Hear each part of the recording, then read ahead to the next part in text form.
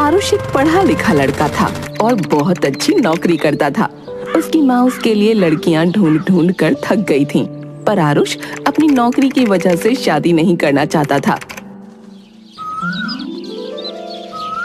मैं तुझे कब से कह रही थी शादी कर ले, पर नहीं, तुझे तो अपनी नौकरी की पड़ी थी। अब तेरी नौकरी के चक्कर में सारी अच्छी लड़कियों की शादी हो गई। अब मिलती है तो किसी की नाक बड़ी है, किसी का मुंह। अरे माँ, तुम भी ना सुबह सुबह फिर से रेडियो की तरह शुरू हो गई।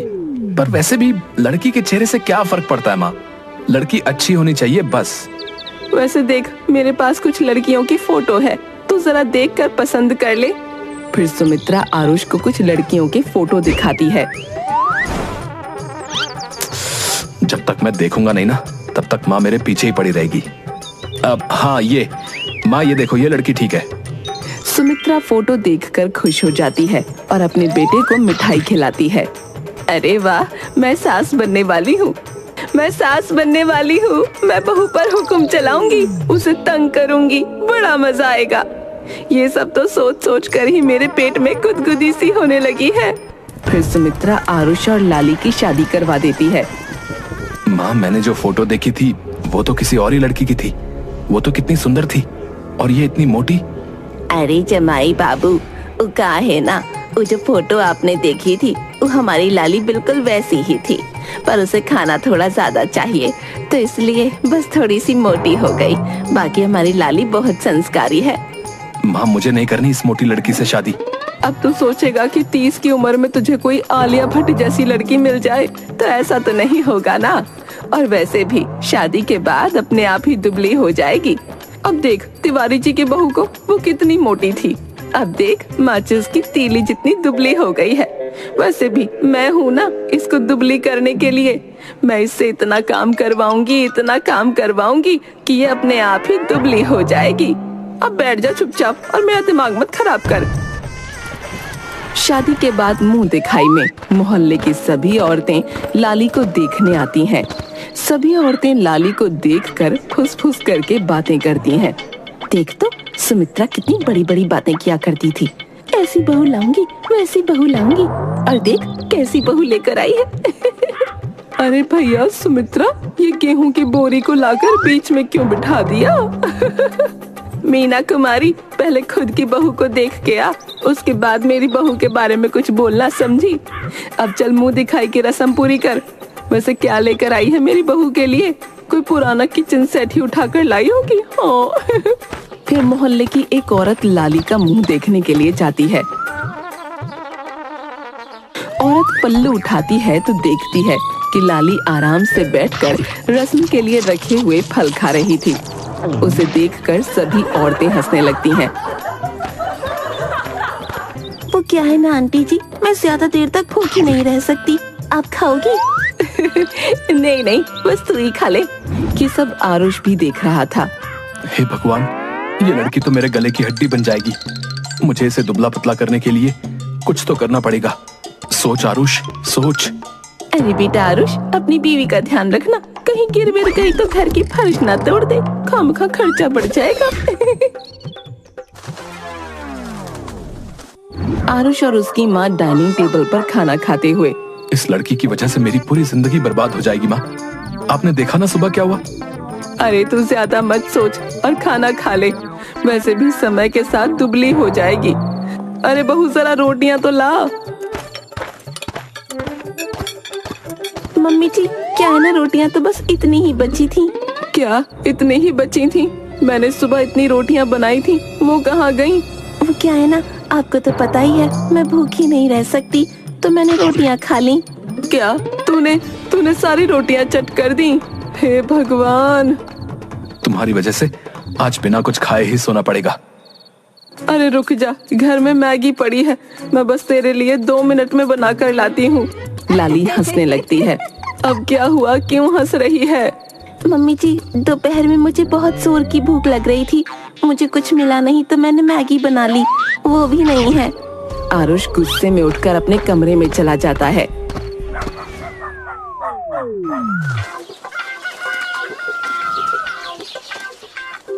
अगले दिन आरुष एक लड़की के साथ घर में आता है। मम्मी जी। क्या हुआ? इतना जोर से मत चिल्ला, कहीं भूकंप ना आ जाए। मम्मी जी, ये देखिए ना, आपके बेटे मेरे होते हुए दूसरी शादी कर ली। अरे अगर दूसरी शादी करनी थी तो मेरी जिंदगी क्यों बर्बाद की? अभी तो शादी को 2 दिन भी नहीं हुए। वैसे बेटा, लड़की तो बहुत सुंदर है, पर पहले ही कह देता तो मैं इसे तेरे लिए कभी न लाती। तू कहे तो तलाक के कागज तैयार करवा दूं। लाली और जोर जोर से रोने लगती है। नैना, मेरी माँ, रोना बंद कर।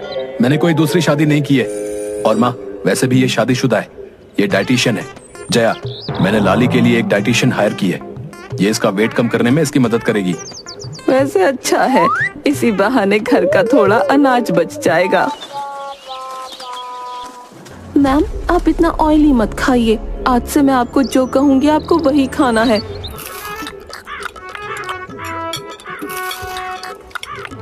ठीक है, ठीक है। जया लाली के हाथ में से समोसा ले लेती है। मैम, ये आपका सैलेड। लाली सलाद खाकर मुंह बनाती है और फिर टेबल पर रखा हुआ मसाला उसमें डालने लगती है। अरे मैम, आपके लिए सही नहीं है। अब तो सिखाएगी कि मेरे लिए क्या सही है क्या गलत। ए लड़की, और सलाद लेकर आ। नहीं मैम, आपके लिए इतना ही बहुत है, इससे ज्यादा आप नहीं खा सकती। क्या? इतने से मेरा क्या होगा? मुझे और खाना है। नहीं लाली, तुम्हारे लिए इतना ही बहुत है। लाली उठकर अपने कमरे में चली जाती है। लाली इधर उधर देखती है और फिर दरवाजा बंद कर देती है। फिर अपने छुपाए हुए चिप्स के पैकेट निकालकर खाने लगती है। समोसे की कसम, अगर इस डाइटिशियन को ऐसे भगा नहीं दिया तो मेरा नाम भी लाली नहीं। कुछ दिन बाद, मम्मी जी, आपको नहीं लगता है जो डाइटिशियन है ये आरुष जी पर डोरे डाल रही है? क्या सच में? वैसे मेरा बेटा है ही इतना हैंडसम, उसे देखे बिना कोई लड़की रह नहीं सकती। मम्मी जी, इधर डाइटिशियन और आरुष आते हुए एक दूसरे से टकरा जाते हैं। उन्हें देखकर सुमित्रा खुश हो जाती है और लाली आग बबूला हो जाती है। मैम, आपका खाना। नहीं, मैं नहीं खाऊंगी ये। आज हमारी शादी को पूरा 1 महीना हो गया है, तो इस खुशी में आज मैं भी पालक पनीर और छोले भटूरे ही खाऊंगी। नहीं मैम, आप ये नहीं खा सकती, ये आपकी हेल्थ के लिए बिल्कुल अच्छे नहीं है। हाँ लाली, ये सही कह रही है। आप बहुत तरफदारी करते हैं इसकी, और देख रही हूँ तो मेरे पति पर बहुत डोरे डाल रही है। निकल जा मेरे घर से। मैम, आप बहुत गलत सोच रही हैं, ऐसा कुछ नहीं। सब दिखाई देता है मुझे, क्या सही है और क्या गलत। अब निकल जा चुपचाप मेरे घर से। और उसे धक्के देकर बाहर निकाल देती है। लाली, ये क्या किया तुमने? वो बेचारी तो तुम्हारी मदद ही कर रही थी। अरे क्या खाक मदद कर रही थी? मेरी नाक में दम कर रखा था उसने। और वैसे भी वो दिन भर बस आप पर डोरे ही डालती रहती थी और खाना खाने लगती है। अच्छा ठीक है, तो तुम्हें लगता है कि वो मुझ पर डोरे डालती थी? तो एक काम करते हैं, तुम्हें एक कैंप में भेज देते हैं, जहाँ पर ट्रेनर्स तुम्हें तुम्हारा वजन कम करने में मदद करेंगे। 1 महीने में ही तुम्हारा वजन बहुत कम हो जाएगा। अगली सुबह लाली बैग पैक करके कैंप के लिए चली जाती है। लाली के जाने के बाद अगली सुबह, हाय, सोचा था बहू आ जाएगी तो उस पर हुक्म चलाऊंगी, पर बहू के आने के बाद भी मुझे ही काम करना पड़ता है।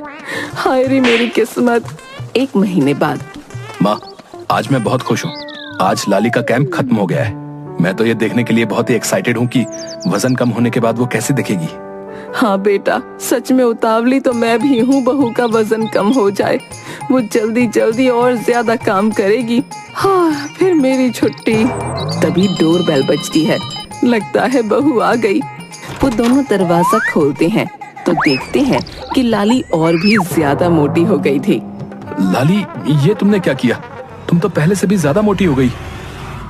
आरुष जी, वो क्या है ना, वो लोग मुझसे बहुत एक्सरसाइज करवाते थे, इस वजह से मुझे बहुत ज्यादा भूख लगती थी। तो आपको तो पता ही है, मैं भूखी नहीं रहती हूँ, मुझे चक्कर आने लगते हैं। तेरा कुछ नहीं हो सकता बहू। कुछ दिनों बाद ऑफिस से आते समय आरुष को एक होर्डिंग दिखता है, जिस पर चर्बी घटाने के बारे में लिखा होता है और हॉस्पिटल का नाम और पता लिखा होता है। माँ, नैना, जल्दी आओ, मुझे तुम दोनों को कुछ बात बतानी है। क्या हुआ बेटे, क्या बात करनी है? माँ, आज ना मैं क्लिनिक से आ रहा था, तब मैंने एक होल्डिंग देखी जिस पर एक हॉस्पिटल का पता लिखा था। जहाँ पर पेट की चर्बी कम की जाती है। हम लाली को वहाँ पर लेकर जाएंगे और फिर वो भी पतली हो जाएगी। अरे वाह, ये तो बहुत अच्छा सोचा है तूने। लाली, तुम्हारा क्या कहना है? ठीक है, आप दोनों को जो ठीक लगे।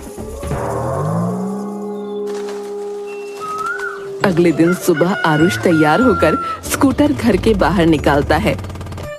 अरे कहाँ रह गई, जल्दी करो, टाइम हो गया है। लाली घर के बाहर आती है। अरे मैं कैसे जाऊंगी? आंखें भी काम नहीं कर रही हैं क्या? सामने खड़ा चेतक नहीं दिख रहा? अरे वो तो सही है, लेकिन मुझे स्कूटर चलाना नहीं आता। अरे कमअक्ल, तुम्हें चलाना नहीं है, मैं चला लूंगा। आपको क्या लगता है मेरे साथ आप स्कूटर पर बैठ जाओगे? अरे आओ आओ, बैठो तुम। आपकी मर्जी, मुझे क्या, चलिए। स्कूटर पर बैठने लगती है। आरुष आगे स्कूटर के हैंडल पर चिपक जाता है। अरे अरे रुको, तुम उतरो जरा। हाय राम, अब सांस आई।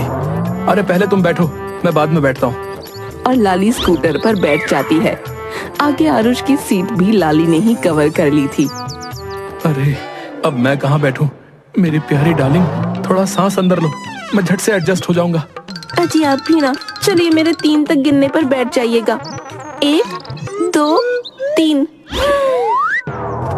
उसके बाद दोनों हॉस्पिटल की तरफ निकल जाते हैं। बीच बीच में सांस अंदर खींचते रहना, नहीं तो हॉस्पिटल में मुझे भी भर्ती करवाना होगा।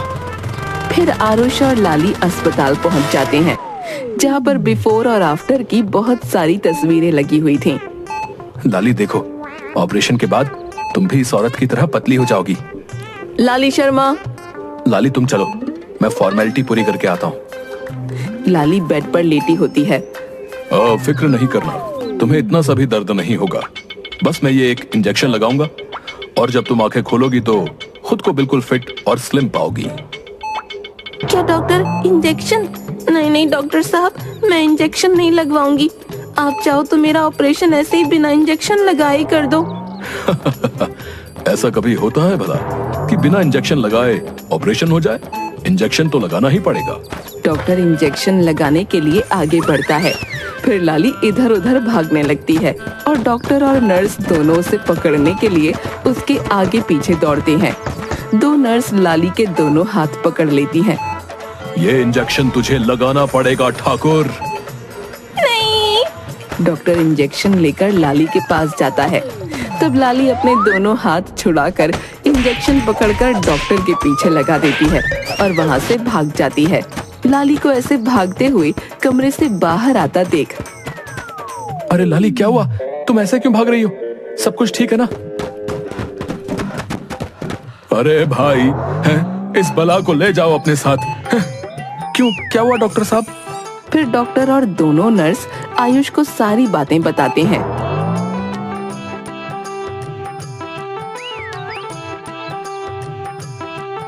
आरुष लाली की तरफ देखकर सर पर हाथ मारता है और बैठ जाता है।